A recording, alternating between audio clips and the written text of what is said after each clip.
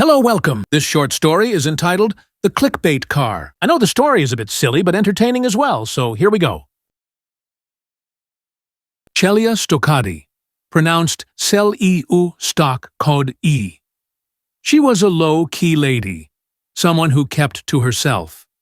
At lunch, she often escaped to her car, a safe little retreat where she could enjoy a veggie wrap, sip a drink, and lose herself in the quiet company of a book.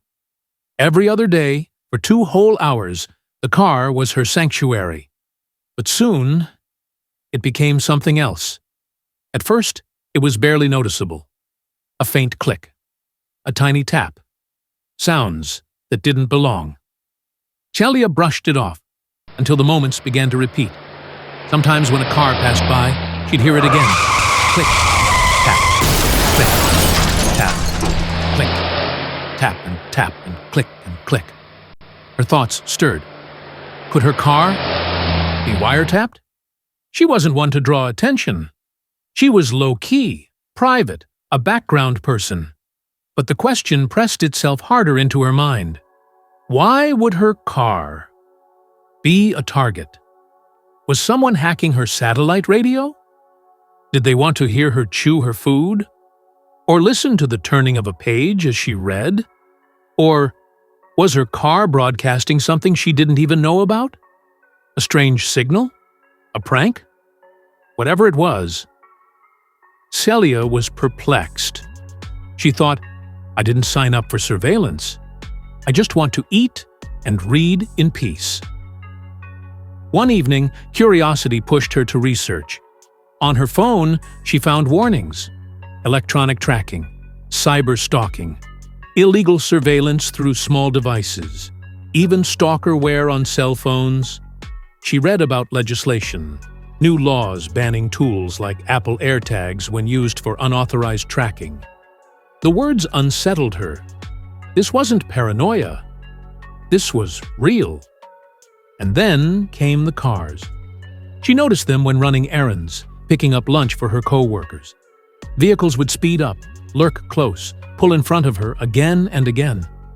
The patterns weren't random.